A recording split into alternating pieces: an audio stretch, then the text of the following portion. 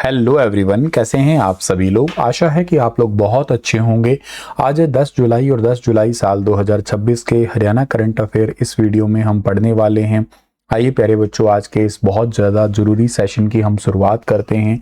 और अगर आप लोग सीईटी मेंस की तैयारी कर रहे हैं तो स्टार आईक्यू एप्लीकेशन पे जाइएगा और आप लोग द्रोणाचार्य नाम का बैच है, इस बैच को एक्सेस कर सकते हैं, जहां से आप लोग तैयारी कर सकते हैं सीईटी मेंस की। और हरियाणा डी ग्रुप का एक संकल्प बैच है, वो भी स्टार आईक्यू एप्लीकेशन पे आपको स्पेशली मिल जाएगा। अच्छा, बहुत सारे बच्चों का ना रिक्वेस्ट आ रहा है कि सर हमें आपसे सिर्फ 2 सब्जेक्ट पढ़ने हैं, एक सब्जेक्ट हरियाणा जीके और एक पढ़ना है साइंस, क्योंकि ये 2 सब्जेक्ट हरियाणा के पेपरों के लिए, अभी आने वाले डी ग्रुप के लिए थोड़ा ज़्यादा ज़रूरी है। तो इसका एक स्पेशल बैच जो है ना, मैं जल्द ही आपके लिए लॉन्च करने वाला हूँ। मैं आपको इसके बारे में बता देता हूँ कि कौन सा डेट और टाइम होगा, वो आपको मैं फर्दर सेशंस में बता दूंगा। हरियाणा जीके और साइंस का एक स्पेशल बैच होगा, लाइव क्लास लेंगे इसके अंदर, बिल्कुल लाइव क्लास लेंगे, ताकि आप लोग लाइव क्लासेस के साथ में साथ ही क्लासेस में इन सब्जेक्ट्स को अच्छे से तैयार कर पाओ। ठीक है। हरियाणा नगर पालिका संशोधन किस विधेयक या वर्ष के दौरान पारित किया गया था? तो इसका ठीक आंसर मैंने आपसे लास्ट सेशन में पूछा था, इसका ठीक आंसर ऑप्शन नंबर डी 2016 रहेगा आपका। हरियाणा नगर पालिका संशोधन जो है ना, ये पारित किया गया था 2016 के अंदर। हरियाणा खेल विश्वविद्यालय राई ने खेल विज्ञान रिसर्च और इनोवेशन को बढ़ावा देने के लिए किस यूनिवर्सिटी के साथ में एमओयू किया था? तो इसका सही आंसर जो है ना आपके पास में रहने वाला है क्या सर? तो इस पर्टिकुलर क्वेश्चन का सही आंसर रहेगा आपका Delhi pharmaceutical science and research university new Delhi. Delhi pharmaceutical science and research university new Delhi के अंदर से आपका ध्यान रखना, ऑप्शन नंबर बी जो है ना इसका सही रहेगा। एमओयू हुआ है Delhi pharmaceutical science and research university new Delhi के बीच में हुआ है। इसका उद्देश्य है खेल विज्ञान रिसर्च और इनोवेशन को बढ़ावा देना। मुख्य क्षेत्र कौन से हैं? स्पोर्ट्स साइंस है, स्पोर्ट्स फिजियोथेरेपी है, डाइट एंड न्यूट्रिशन है, पब्लिक हेल्थ है, आर्टिफिशियल इंटेलिजेंस यानी कि एआई है, डेटा एनालिसिस है, इनोवेशन आधारित प्रोजेक्ट्स है एक्चुअली। इसके अलावा हरियाणा खेल विश्वविद्यालय राई में कार्यक्रम के दौरान एमओयू पर साइन हुए हैं। खिलाड़ियों के लिए क्या फायदा होगा? खिलाड़ियों के लिए बेहतर वैज्ञानिक पोषण और ट्रेनिंग मॉडल तैयार करने में मदद मिलेगी। स्टूडेंट और रिसर्च को फायदा होगा कि दोनों यूनिवर्सिटी के बीच में, रिसर्च स्कॉलर के बीच में एक्सचेंज प्रोग्राम चलाए जाएंगे। नेक्स्ट आपका आता है कि हरियाणा के अटेली क्षेत्र के किस गांव का नाम बदलकर गोपालपुर किया जाना प्रस्तावित हुआ है? तो इसका ठीक आंसर रहेगा सलीमपुर। ऑप्शन नंबर आपके पास में जो है ना यहाँ पे बी वाला बिल्कुल ठीक रहेगा। सलीमपुर जो है ना, ये गांव का नाम बदल दिया जाएगा और ये हरियाणा के महेंद्रगढ़ अटेली के अंदर आने वाला एक पर्टिकुलर क्षेत्र है, इसको आप लोगों को याद रखना है। इसके बाद में अगली बात ये याद रखनी है कि इसका नाम बदलने के लिए जो मंत्री है ना, स्पेशली उनका नाम भी आपको याद रखना है। हरियाणा के स्वास्थ्य मंत्री आरती राव ने सिफारिश की थी। वैसे ना पिछले कुछ समय में हरियाणा के कई सारे गांव हैं, उनके नाम बदले गए हैं। मैं आपको कुछ इंपॉर्टेंट जो है ना, जो मुझे अभी फिलहाल के लिए क्विकली बताने हैं आपको या याद आ रहे हैं, वो आपको मैं शेयर कर देता हूं। जैसे एक तो बहुत इंपॉर्टेंट आप लोगों को याद होगा, हरियाणा का एक गाँव है जिसका नाम है मुस्तफ़ाबाद, और मुस्तफ़ाबाद का नाम बदल के क्या कर दिया गया था? इसका नाम बदल के कर दिया गया था सरस्वती नगर कर दिया गया था। ठीक है ना, इसका नाम कर दिया गया था सरस्वती नगर। ये कहाँ पे पड़ता है सर? हरियाणा के यमुनानगर में पड़ता है। यमुनानगर से ही एक और आपको मैं बताता हूँ जिसका नाम क्या है, खिजराबाद, और खिजराबाद का नाम बदल के कर दिया गया, अभी वर्तमान में प्रताप नगर है, प्रताप नगर। एक यमुनानगर से ही और आपको याद करना है, बिलासपुर याद कर लेना, बिलासपुर। और बिलासपुर का हालिया नाम अब हो गया है व्यासपुर कर दिया गया है, ये भी जरूरी है, ध्यान रखना आप लोग। इसके साथ साथ आप लोगों को जो है ना और याद रखना है, एक गांव का नाम है चूहड़पुर। चूहड़पुर ये पड़ता है जींद जिले में, इसका नाम अब कर दिया गया है चांदपुर कर दिया गया है, चांदपुर। और इसके अलावा जो है ना, हिसार के अंदर एक गांव पड़ता है जिसका नाम है किन्नर। किन्नर गांव, किन्नर गांव का नाम अब कर दिया गया है गेबी नगर, गेबी नगर कर दिया गया नाम। इसके साथ साथ जो है ना, एक हरियाणा के गुरुग्राम जिले के अंदर पड़ता है भोंडसी, और इसका नाम अभी कर दिया गया है, क्या नाम सर? इसका नाम है भुवनेश्वरी, इसका नाम है भुवनेश्वरी नगर। एक जो बल्लभगढ़ है उसका नाम बलरामगढ़ किया है, ठीक है ना, बलरामगढ़ कर दिया गया है, ये फरीदाबाद के अंदर पड़ता है, बल्लभगढ़ का बलरामगढ़। एक अपने कुरुक्षेत्र के अंदर ना अमीन गांव है, अमीन गांव, ये थानेसर से लगभग 5-6 किलोमीटर दूरी पे है और इसका नाम कर दिया गया है अभिमन्युपुर कर दिया गया, अभिमन्युपुर। चक्रव्यूह में फंस के अभिमन्यु की यहाँ पे जो चक्रव्यूह में फंसाया गया था, तो यही जगह है आपकी वो। एक रेवाड़ी के अंदर जगह है जिसका नाम है लुल्ला आहिर, और ये गांव का नाम अभी बदला गया है, क्या नाम, इसका नाम बदला गया है कृष्ण नगर कर दिया गया है, इसको कृष्ण नगर कहते हैं हरियाणा में। इसके साथ साथ जो है ना एक हिसार के अंदर और गांव है कुतिया खेड़ी है, क्या मतलब गांव तो खैर अभी भी है पर नाम इसका अब कर दिया गया वीरपुर कर दिया गया, वीरपुर। एक फतेहाबाद का नाम है गंदा गांव, ठीक है ना, उसका नाम कर दिया गया अजीत नगर कर दिया गया, ठीक है ना, उसका नाम हो गया अजीत नगर। फतेहाबाद का गांव है, अजीत नगर कर दिया गया इसका। तो ऐसे कई सारे गांव हैं जिनके नाम बदले गए हैं, तो आपको थोड़ा याद रखना है। और ये क्वेश्चन आपसे हो सकता है पूछ सकते हैं। भिवानी के अंदर भी एक गांव और याद आ रहा है मुझे, दुर्जनपुर, इसका नाम अब करके कर दिया गया सज्जनपुर कर दिया गया, सज्जनपुर। वैसे दुर्जनपुर एक हिसार में भी है वो, तो उसका नाम तो खैर नहीं बदला गया है, ठीक है। तो आपको भी कोई एक आधा नाम और भी याद आ रहा हो तो बता सकते हो आप लोग। एक और सच्ची इंपॉर्टेंट है, गढ़ी सांपला आपको याद रखना है, गढ़ी सांपला। और गढ़ी सांपला का नाम अभी हरियाणा में है, चौधरी छोटू राम जी के नाम पे, चौधरी छोटू राम जो है ना इनके नाम पे कर दिया गया नाम, ठीक है। चलिए आगे बढ़ते हैं। हरियाणा सरकार के द्वारा प्राकृतिक खेती को जन आंदोलन बनाने के लिए प्रत्येक जिले में कौन सी समिति गठित की जाएगी? तो प्राकृतिक खेती को जन आंदोलन बनाने के लिए प्रकृति श्री अन्न प्रेरक किसान समिति बनाई जाएगी। किसानों से सीधा संवाद करेगी और ये कमेटी खेतों तक पहुंचकर जो है ना मार्गदर्शन देगी, सरकार से समन्वय स्थापित करेगी, प्राकृतिक खेती के लिए जो ना किसानों को प्रेरित करेगी। इसलिए हरियाणा के अंदर हर एक डिस्ट्रिक्ट के अंदर प्रकृति श्री अन्न प्रेरक किसान कमेटी है, इसका गठन किया जाएगा।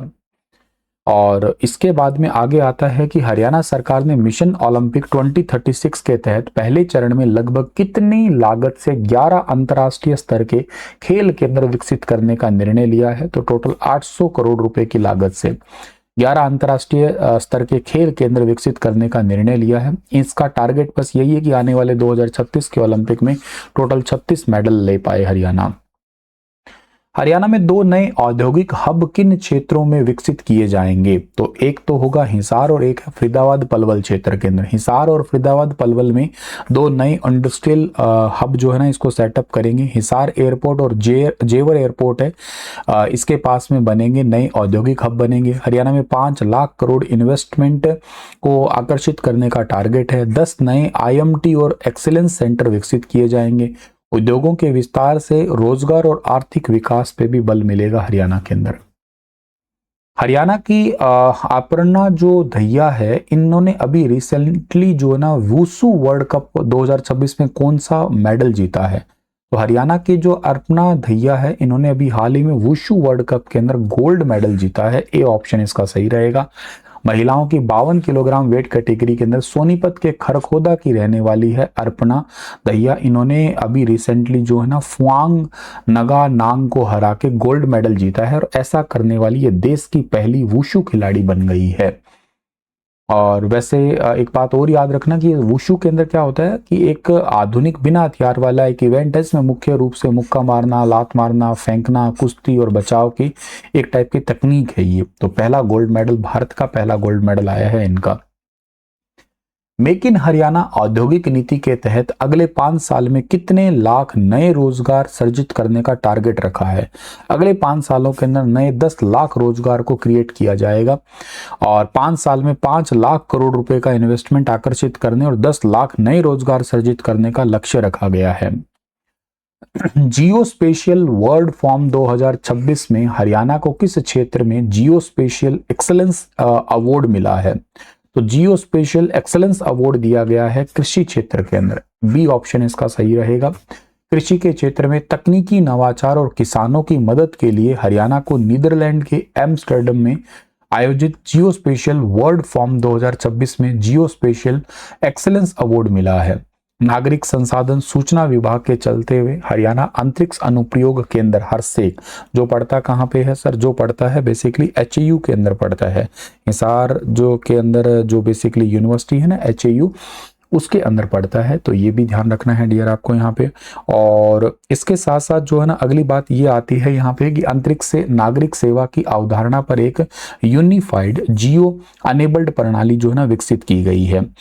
अच्छा, एक बात और आपको याद रखना है कि ये जियो स्पेशल टेक्नोलॉजी होती क्या है। इसका मतलब ये होता है कि ऐसी टेक्निक है जिसमें सैटेलाइट जो होते हैं ना आपके, जैसे कि जो भी सैटेलाइट है या जो जीपीएस है, ग्लोबल पोजिशनिंग सिस्टम है, या जो ड्रोन्स होते हैं, या जो जीआईएस होता है आपका, जीआईएस मतलब क्या होता है, जियोग्राफिक इंफॉर्मेशन सिस्टम के नाम से जानते हैं हम, इनका यूज करके हमारी अर्थ की, पृथ्वी की कोई भी जगह की आप सही और सटीक जानकारी जो है ना वो ले सकते हैं।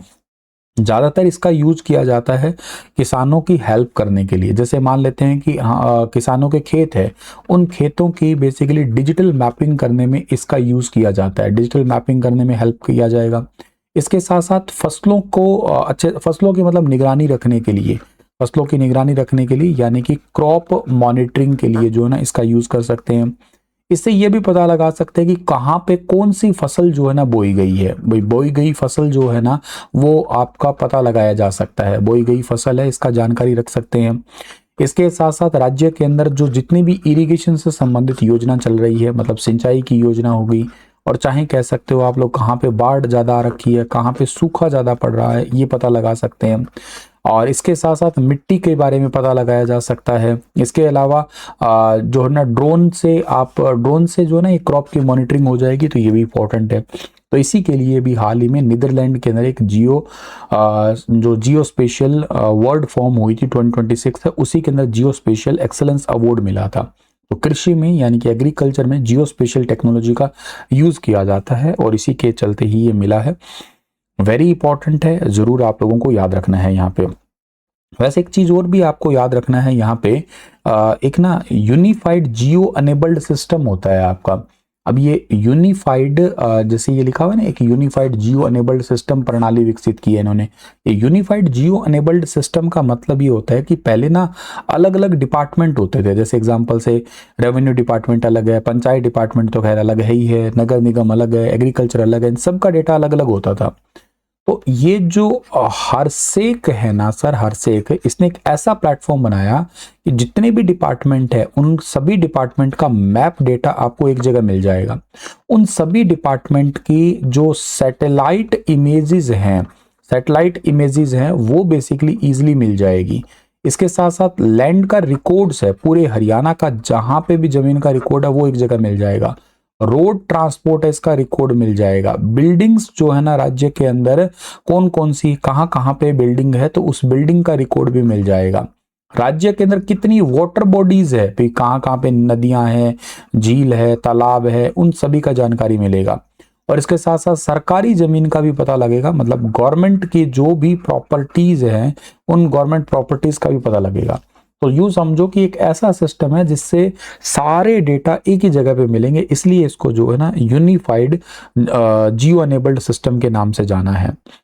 अब ये स्पेस टू जो आपका सिटीजन्स की बात करते हैं ना, मतलब अंतरिक्ष से नागरिक सेवा, इसका मतलब ये होता है कि सैटेलाइट से जो भी इंफॉर्मेशन मिलेगी ना वो सीधे आम लोगों के लिए हेल्प करेगी। जैसे एग्जांपल से लोग अपना जमीन का रिकॉर्ड है वो इजीली देख सकेंगे, अपने जितनी भी प्रॉपर्टी है उसको डिजिटल तरीके से मैप चेक कर सकेंगे, सरकारी योजना कौन कौन सी चल रही है, कहाँ तक पहुंची है, कितने लोगों को बेनिफिट मिला है उसको प्रॉपर मॉनिटर कर सकते हैं, कहाँ पे बाढ़ ज्यादा आ रखी है, इलीगल तरीके से किसी ने जमीन एक्वायर कर रखी हो जिसको आप अवैध कब्जा कहते हैं मान लो, राज्य में कहाँ पे कौन सी सड़क जा रही है, कौन सी नहर जा रही है, वाटर रिसोर्सेस वगैरह है, इन सब के बारे में जो है ना पता लगाया जा सकता है। तो ये ध्यान रखना आप लोग।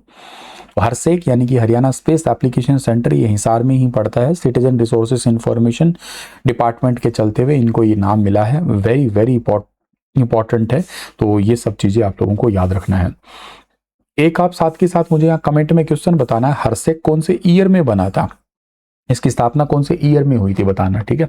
और ये क्वेश्चन मैं आपको एक मैं होमवर्क दे रहा हूँ कि given below are two statement, दो कथन दिए हैं। पहला, श्री भगवत दयाल शर्मा हरियाणा के पहले मुख्यमंत्री थे, 1/11/1966 से 23 मार्च 1971 तक हरियाणा के मुख्यमंत्री रहे। कौन सी बात इसमें से सही है आपको बताना है इसके बारे में। मैं फिर मिलता हूं आप लोगों को अपने अगले सेशन में। आज का सेशन कैसा लगा बताना जरूर। आप सभी प्यारे बच्चों को राधे राधे। चैनल को सब्सक्राइब जरूर कर देना और वीडियो को लाइक भी कर देना। आप लोग वीडियो को देखते हैं, एटलीस्ट लाइक किया करें। हर रोज का एक टारगेट बनाया करें कि हम लोग एटलीस्ट हमारे सर की वीडियो को 500 लाइक तो कर ही दें। इतना तो एक टारगेट होना ही चाहिए आपका, है ना। चलो, थैंक यू सो मच बच्चा।